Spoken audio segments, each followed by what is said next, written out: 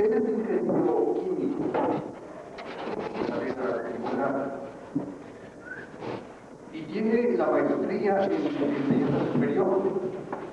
Está diplomado en educación ambiental, tiene maestría en la ciencia de la yoga y un doctorado en metafísica. Y como funcionario social, es directivo internacional de la Fundación del Dr. Sergio de la Ferreira. A su vez, él mismo, Esteban Amaro, es presidente de la Agrupación Mundial de Cosmobiología.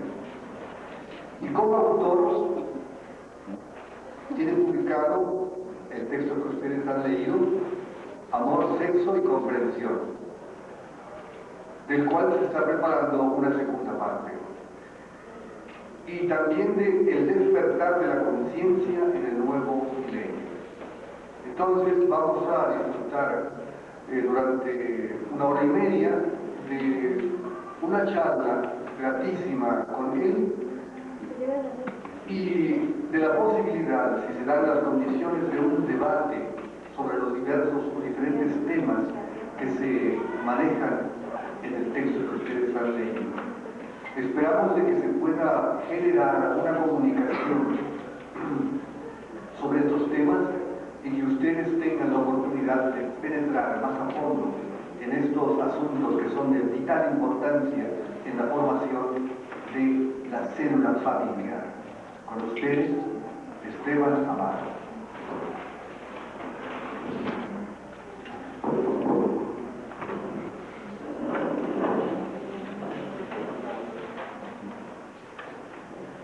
Muy buenos días.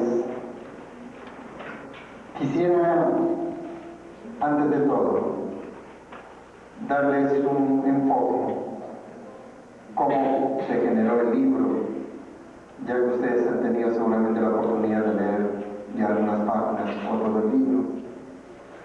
Pero siempre es interesante saber cómo se genera una obra, para que ustedes mismos tengan el contexto necesario, para que así puedan observar bajo qué enfoque surgió esto.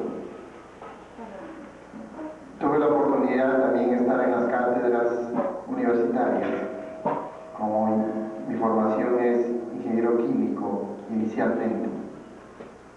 Enseñé matemáticas, física, química y las materias quizás más pesadas para los estudiantes.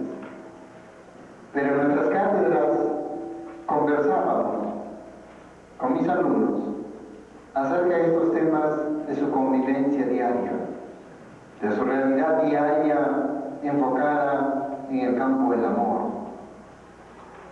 Porque como jóvenes que son ustedes, la inquietud principal del enfoque de la convivencia que van haciendo en las aulas, que van surgiendo enamoramientos, que va surgiendo una serie de situaciones propiamente del vivir diario. Esas preguntas no son contestadas, esas inquietudes no son contestadas en las cátedras universitarias, sino más bien quizás son hasta inclusive dejadas de lado. Por lo tanto, nos dimos la oportunidad de conversar con ellos este tema, el tema del amor. Claro, ustedes dirán, un profesor de matemáticas, ¿qué hace preguntando acerca del amor? Y me preguntaría también yo si los grandes filósofos o los grandes especialistas en el tema del sentimiento humano viven realmente esa condición del amor. Y que para el joven representa una situación propiamente inquietante y de curiosidad, porque probablemente se tiene poca experiencia al respecto, o quizás mucha para algunos, pero bajo un enfoque inicial. Muchos de ustedes no han vivido la experiencia todavía de tener un hijo, no han vivido la experiencia de convivir 24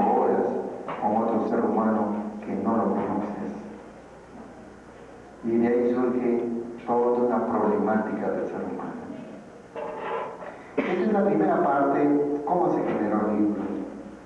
La segunda parte, otra columna, cómo se genera el libro, fue de que entusiasmado por el hecho mismo de que el estudiante está acostumbrado a ver marcos teóricos para poder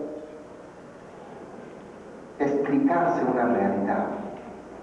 O sea, ustedes ven dentro de la psicología, psicoanálisis, análisis transaccional, etcétera, etcétera, son marcos teóricos que nosotros los seres humanos, bajo un carácter académico, hemos inventado para explicarnos una realidad.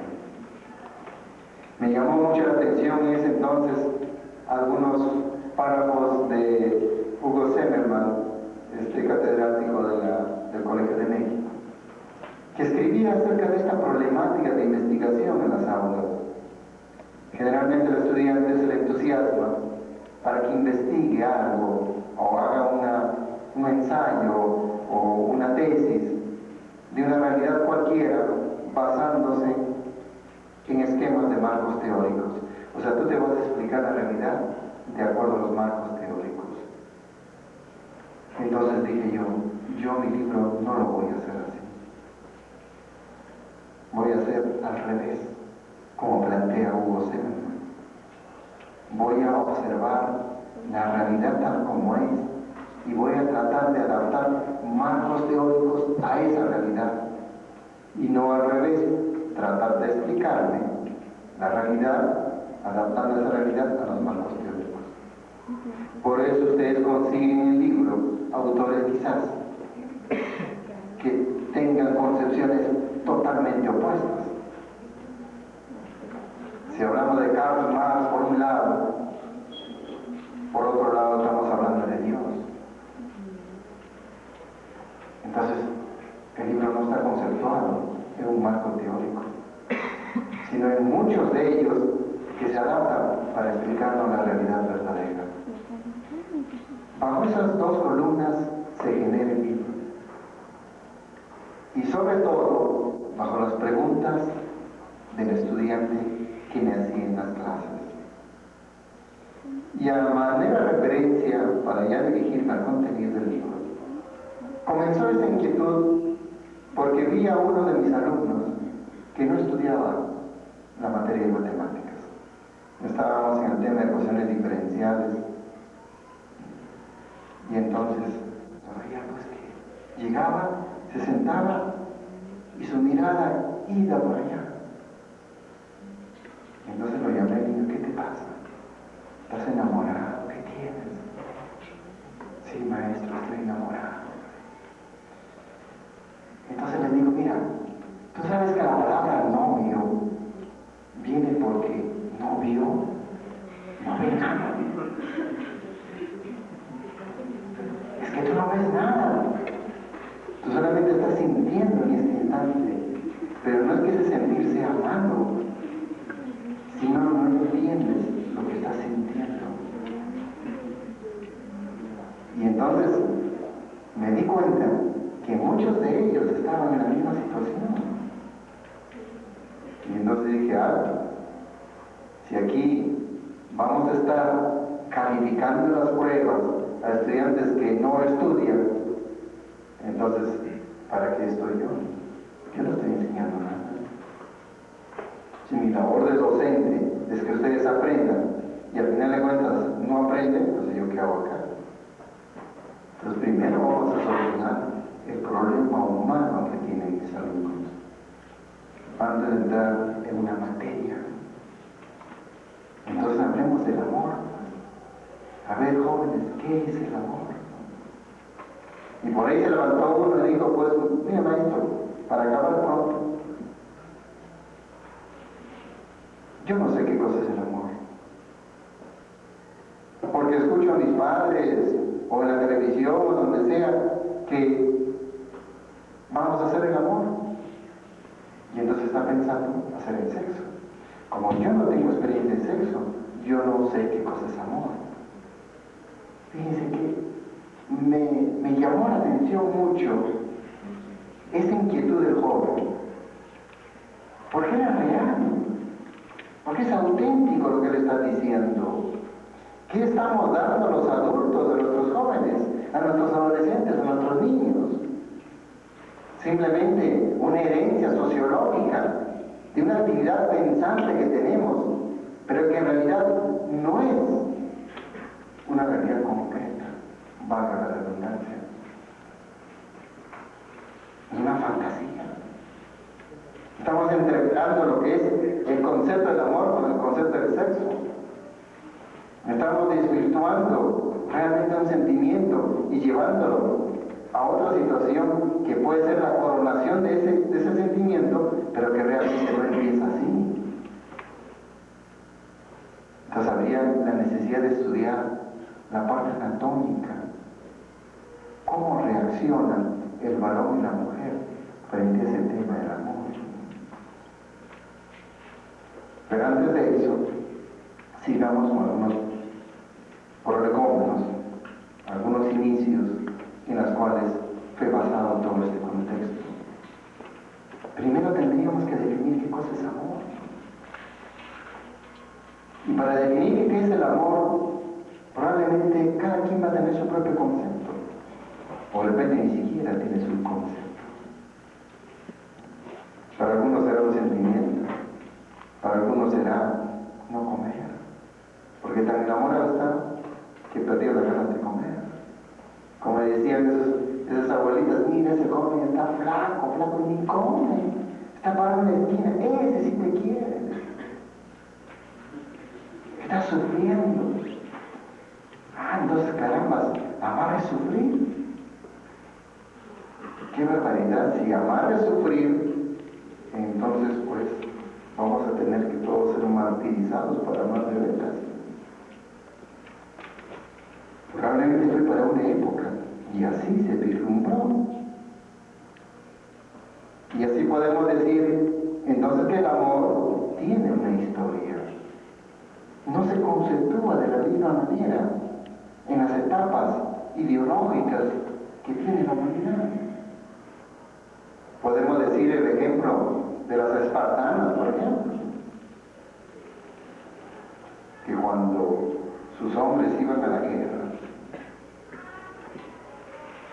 les pedían con sus arengas que ellos regresaran siempre y cuando, como ellos decían, o vienen vencedor o muerto, porque vencidos no los queremos. A ver, digan a sus novios ahora sí.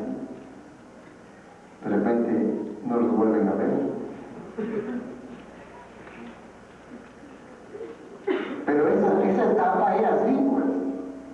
¿Acaso los gladiadores no luchaban por el amor de una mujer? Y se peleaban a muerte, y la mujer estaba expectando, estaba admirando la valentía de ellos por el amor que le brindaban. Y no era malo, se consideraba correcto y quizás bueno. Imagínense, nos acercamos a la etapa del cristianismo. Son otras etapas en las cuales el Cristo, el Nazareno, el mártir, daba un ejemplo de amor por medio de un martirio. Loable, lógico, trascendental, necesario para que el ser humano creyera. Pero los que vinieron detrás de él comenzaron a conceptuar el amor de acuerdo al dolor y al martirio. Tanto así que nace en la Edad Media Romeo y Julieta, esa gran obra en la cual van a decir claramente, me muero por ti, y de veras que se muere. Y así hemos recibido esa herencia. Nuestros padres, nuestros abuelos, no les importaba qué casa tenían, o se iban a una chocita, con tal que se amaban. O sea, es decir, no existía muchas situaciones, propiamente de este nuevo milenio que estamos viviendo. Y antes más, cuanto más sufrían, pensaban que estaban amando. Y no solamente en la relación hombre-mujer, también eso existió en la relación hombre-Dios o mujer-Dios. Y entonces se pensaba que cuanto más te flagelabas, más amabas a Dios. Cuanto más te aislabas o estigmatizabas una crucifixión, es que amabas a Dios. O sea, el amor se expresaba con martirio, con sufrimiento, con dolor. ¿O acaso Schopenhauer no dijo, la vida es un dolor? Es cierto, así fue. Pero ahora, los adolescentes, los jóvenes, ya no lo conceptúan así. Claro que algunos todavía se sienten melancólicos y abandonados cuando están amando. Pero ya las nuevas generaciones no lo están conceptuando así. Ya hay nuevas formas. Estamos entrando en un nuevo milenio en el cual el amor ya deja esa expresión de sufrimiento y dolor. Claro, la televisión te divulga tantas telenovelas que te vas acostumbrando al dolor también, o al sufrimiento. Y para colmo los colmos, piensas tú que el matrimonio es el final de tu vida. Ustedes ven las telenovelas, ¿no? Cientos de horas a veces, para que terminen, se casan y fueron felices. La mentira y la ilusión más grande. Porque cuando se casan justamente empiezan los problemas. Cuando se casan empiezan los problemas. ¿Por qué? Porque no han aprendido a convivir. Entonces esto quiere decir que el amor como sentimiento no necesita nada más de sentimiento como tal, sino necesita también entenderse, comprenderse, entender qué es el amor, entender qué es la relación y vivirlo. Porque estamos entrando en una etapa tan diferente a las otras, en las cuales hay universidades, hay medios de comunicación, hay internet y lo que va a haber después. El conocimiento está a la mano. Tú puedes ir a una página de internet, de repente hasta tienes mejores cosas que las bibliotecas actuales. Indudablemente también va a haber peores cosas que las bibliotecas actuales, porque la información es así. Entonces estamos entrando en una etapa totalmente diferente. Y antes de entrar a esta expresión de amor de este nuevo milenio, me gustaría tocar otros tópicos interesantes, como es el caso que le decía, que muchas veces pensamos nosotros que el matrimonio es el final de mi vida, que he venido acá yo a casarme, y entonces estudio 15 años, 20 años, y trabajo otros 10, me caso, y más o menos que he aprendido a convivir, fracasa el matrimonio y termina en un bar diciendo que la vida no vale nada. ¿De qué te valió tantos años para que termines en un bar, ¿no?, muriendo lentamente? Eso quiere decir que eso no es el final de tu vida. No hemos comprendido realmente para qué venimos a este mundo. Entonces, el final de tu vida no es casarte, es un medio para que te realices, pero no es el final. Es un medio de perfeccionamiento humano. Es un medio en el cual vas a aprender a convivir para perfeccionarte, para cambiar. Porque a medida que cambias, recién vas a aprender a convivir. O sea que el final de tu vida es cumplir los objetivos a los cuales viniste a este mundo. todo ese prolegómeno elaboramos, conceptuamos, avisoramos un nuevo forma, un nuevo estilo, o llamaríamos una nueva expresión de amor que ya lo mencionan otros autores.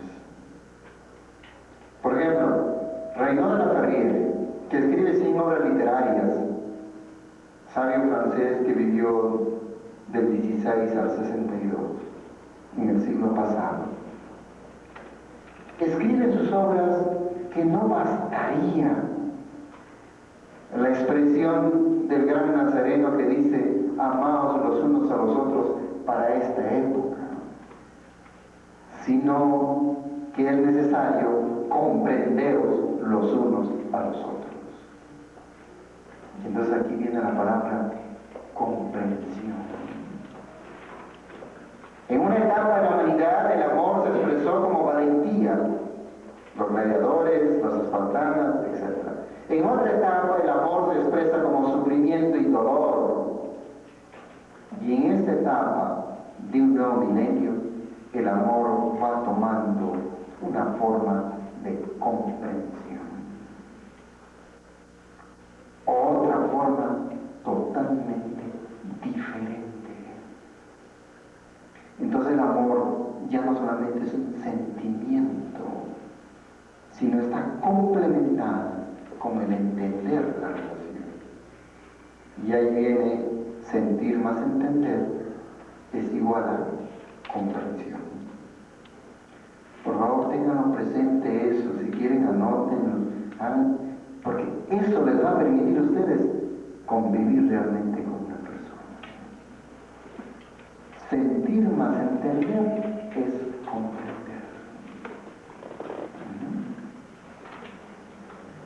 Este es un proceso histórico del amor, que están surgiendo nuevos autores también. Y probablemente en esta etapa del nuevo milenio, el amor va a tomar un ropaje que ni siquiera nosotros mismos nos imaginamos. Pero también es cierto que el amor tiene principios que son invariables. Que a pesar que cambien las épocas, existen principios que no varían. Entonces aquí hay que distinguir entre el principio, la esencia de las cosas, y las formas que va teniendo ese mismo principio. Por ejemplo, la vida como tal es un principio, pero tiene formas, porque eres bebé una etapa, eres adolescente otra etapa, eres adulto en otra etapa, y por lo tanto tienes vida y tienen vida, pero su expresión es diferente. Claro que existen patrones de conducta que vas arrastrando por todas las etapas de vida. Y entonces, ¿cuáles son los principios del amor? Entonces podríamos decir, un primer principio es dar. El primer principio del amor es dar. Pero ¿de quién aprendemos esto? ¿Cómo se deduce que el primer principio del amor es dar? Entonces tendríamos que ir un poco a esa palabra tan antigua que dice que Dios es amor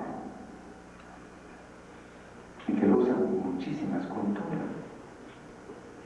Para otros será Alá es amor, para otros será Buda es amor, etcétera, etcétera. Pero al final de cuentas estamos hablando de lo mismo. Hay un principio generador, gran arquitecto del universo, o Dios, que es amor. Pero ¿cómo puedo decir que Dios es amor si yo no lo conozco? ¿Quién ha visto ese ser creador? ¿O es que el hombre ha inventado a Dios? ¿O Dios nos ha inventado a nosotros? Entraríamos en un tema extenso y difícil de comprender y que llevaría muchas horas. Pero como quiera que sea, si Dios es una creación mental del hombre, o el hombre es una creación mental de Dios, Dios existe. Como quiera que sea. De cualquiera de los lados que tú lo mires, Dios existe. tanto, en esa esencia, en esa potencia, como quieras llamarlo, tiene expresiones.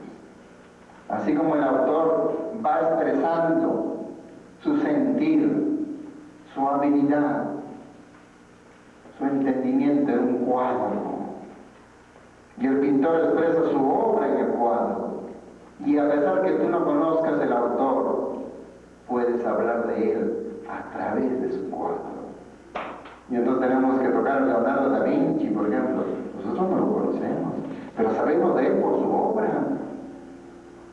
O Dante Alighieri, en la Divina Comedia, sabemos por su obra. Y asimismo, vamos a conocer a un Dios, o como quieras llamarlo, por su obra. ¿Y cuál es su obra, al final de cuentas? Ahora, si tú quieres llamarle que ese Dios para ti es el átomo más prístino de la materia que ha generado todo, pues ese es tu Dios. Y no discutamos tampoco por eso. Porque puede ser tu Dios y de repente tienes más razón que yo mismo. Pero al final de cuentas, la expresión de esa potencia es la naturaleza y el cosmos y el hombre mismo. Es lo que ha generado. ¿O acaso el hombre puede crear un planeta a decir que es Dios? No lo podemos hacer. Y entonces, por lo tanto, Dios se expresa a través de sus manifestaciones. Y sus manifestaciones, básicamente, es la naturaleza, el cosmos y el hombre. Y entonces uno se pregunta, caramba, el sol a ti te da su luz y su calor. Y te lo da todos los días. Y ella sabe en su esencia molecular que de acá a 5.000 años se va a morir. Sin embargo, te da su luz y su calor. Y ni siquiera te cobra. O a alguien le llega un recibo de la energía solar en la casa. Nadie, ¿no es cierto? El sol simplemente te lo da. ¡Ah, caramba! Entonces, eso es amor. Sí, pues, eso es amor. Te da sin pedirte nada a cambio. Tú agarras una rosa, te da su perfume. ¿O acaso te cobra?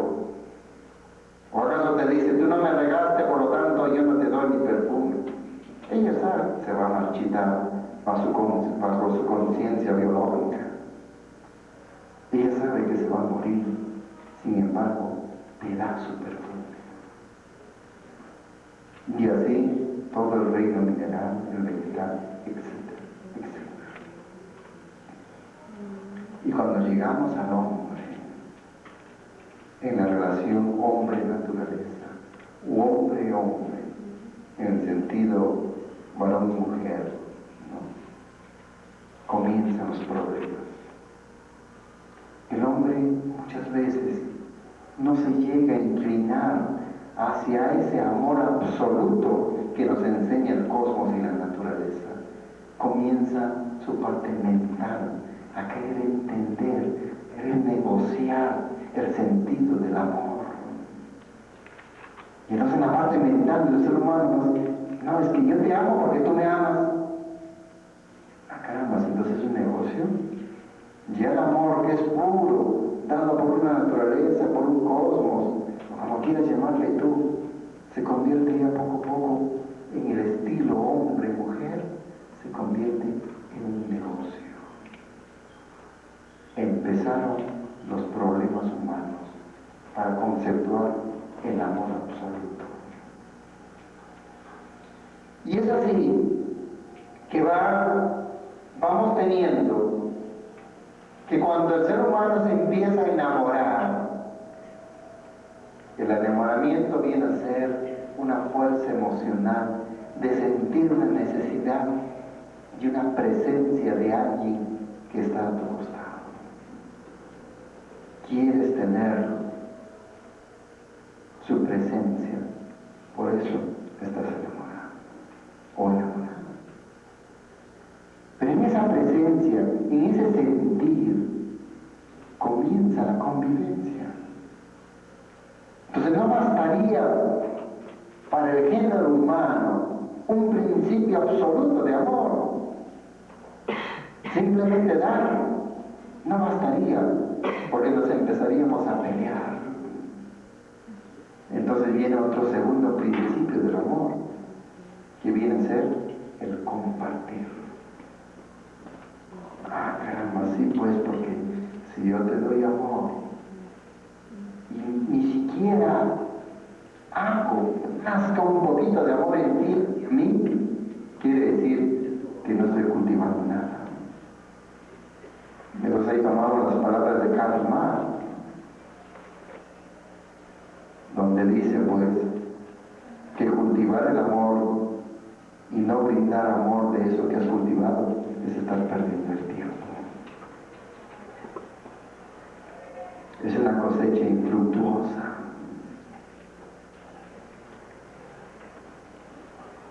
Aquí viene ese segundo principio, que es compartir. Vamos a aprender a compartir en el género humano. Vamos a aprender a tener reciprocidad. Pero no verlo como negocio, sino verlo como una situación natural, espontánea, como un sentir verdadero. Y entonces viene este principio, que es el compartir. Va a ser necesario clarificarlo. Si yo te doy amor a ti y tú me correspondes hacia mí, quiere decir que nos estamos amando. Mientras yo doy amor y no me comparten a mí, quiere decir que esa persona no va a interrelacionarse el concepto del amor, por lo tanto no va a funcionar. Ah, pero el ser humano empieza a entreverarlo entonces con el capricho. Tú me tienes que amar, porque yo te amo. O si no, comienzan a formarse las competencias. Yo recuerdo en las aulas que estaba escuchando a un grupo de señoritas, que entre ellas estaban apostando, y yo les dije, ¿qué están apostando? Y con la confianza me dicen, maestro, es que yo estoy apostando que fulano de tal en una semana es mío. Qué bonita apuesta. Maravilloso. Está bien, pues. Bajo la situación de juventud, qué bueno. Que por lo menos intenten amarse. Pero no lo confundan con un capricho. Porque muchas veces es así. Así como el niño se encapricha porque le den un chocolate y hace su berrinche para que le den chocolate. Así también cuando eres grande, te puedes dar berrinche para poseer a otra persona. Y realmente eso no te va a funcionar. Eso no es reciprocidad. Otro ejemplo de una mala reciprocidad es los triángulos amorosos que se forman. El otro, pues, hasta se vuelve así inválido frente a la mujer y le quiere amar y la mujer ni caso le hace. Pero hay otra mujer que se fija en él y él ni caso le hace tampoco. Entonces forman los triángulos. Es que tú quieres amar a la persona que no te ama muchas veces. Y no comprendes que el amor en el género humano también es reciprocidad. Y si no te aman, es que eso no es tu lugar. Tienes que cederle a la persona que tiene ese lugar. Y tenemos que entenderlo eso. Porque existe un orden en este universo. Si tú eres Marte, no puedes sustituir a la Luna, porque la Luna está con el Sol. Y si haces veces de Marte, vas a destruir este sistema planetario solar. quien tiene su lugar. El comprender que no hay una viabilidad de ambas partes es entender maduramente que no es tu lugar. Y por lo tanto, tiene que decir como Cantinflas que de mejores brazos me han corrido. E irte tranquilamente. Pero empieza el llanto, y empieza esto, que porque tú no me quieres, empieza todo el sentimentalismo, que es toda la experiencia y que probablemente pierdas mucho tiempo. Pero bueno, muchos quieren vivir. Quizás se dan cuenta después de 20 años. Pero bueno, ese es el segundo principio. Y vamos al tercer principio del amor. ¿Qué es el tercer principio del amor? Básicamente está dado por conocer a la pareja, conocerte a ti mismo. Quizás en épocas anteriores, como les digo, la palabra novio se genera en la Edad Media, porque no vio, no veía nada, simplemente sentía. Pero esto no es para esta época, eso ya no es para esta época. El novio necesita ver claramente las cosas. ¿O acaso queremos seguir con el ritmo de que existen más del 50% de familias divorciadas? Si queremos seguir este ritmo de que existen 10, 30,000 niños que se mueren de hambre diariamente, quiere decir que algo no está funcionando. Ni mis ideologías, ni mi religión no pueden solucionar este problema de este ritmo tan desastroso que tiene la humanidad. Entonces, alto. Empecemos a conocernos. Y tomar las palabras de este gran botánico Paracelso, el padre de la botánica, que decía: tú no puedes amar aquello que no conoces, porque solamente se ama aquello que se conoce. De lo contrario es ilusión. Hace muchas décadas que dijo él eso, y recién ahora lo estamos tomando en cuenta. Realmente tú amas cuando conoces a la persona, su origen, su personalidad, sus hábitos, sus costumbres. Imagínense nada más que ni siquiera conoces si se ronca o no. Te casas y después no sé qué vas a hacer, pues vas a tener que poner otra habitación.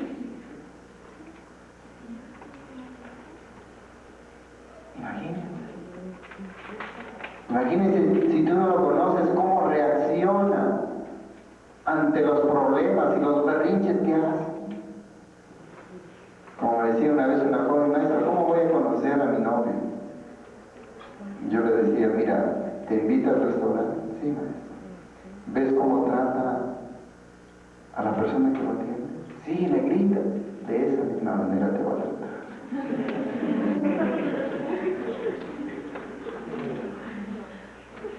Es fácil, lo que pasa es que a veces no nos queremos dar cuenta. Entonces, tenemos que conocernos nosotros mismos y conocer a tu pareja para que realmente nazca un amor verdadero. De lo contrario, ni siquiera vas a saber de los complejos, de los miedos, de los temores o de las habilidades que él tiene o que ella tiene. Y estamos entrando seguramente en un océano a la deriva en tu vida misma. En cambio, si tú conoces quién es, quién soy yo y con quién estoy compartiendo mi vida e intento compartir, probablemente tengas menos posibilidad de errar. Pero al mismo tiempo, si te conoces, si conozco a la persona, tengo capacidad de cambiar, porque no bastaría conocerlo, porque hay muchas cosas que tienes que cambiar. Entonces la capacidad de cambio es una expresión de amor. No, es que tienes que ser así. ¿Quién te ha dicho? Esa es tu forma de pensar. Y la forma de pensar de la otra persona, ¿cómo es? Y entonces acá vamos viendo, poco a poco, de que la pareja empieza a convivir. Y para que realmente conviva, necesita principios de convivencia, que es una de las partes del libro, los principios de convivencia humana. Entramos en la etapa de comprensión, vamos a comprendernos, pero vamos a partir de qué, pues. Existen 3 principios de convivencia humana que son reales. Quizás muchos autores van a mencionar otros, pero he querido tomar del Reino de la Ferría de David Ferriz dichos principios que menciona en sus obras, en las cuales dice que son tolerancia, verdad y paz. Tolerancia, verdad, paz. Principios de convivencia humana. ¿Por qué? Porque en la convivencia realmente vas a demostrar si amas o no a esa persona. El resto es filosofía.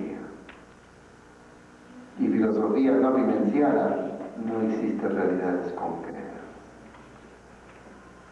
Por eso hay una frase muy antigua que dice: amores son obras, no buenas razones. Amores son obras, no buenas razones. Entonces, el amor es en el diario vivir, en la convivencia. El primer principio, tolerancia. Voy a aprender a tolerar. Pero, si ustedes van al diccionario, y seguramente algunos de ustedes han investigado,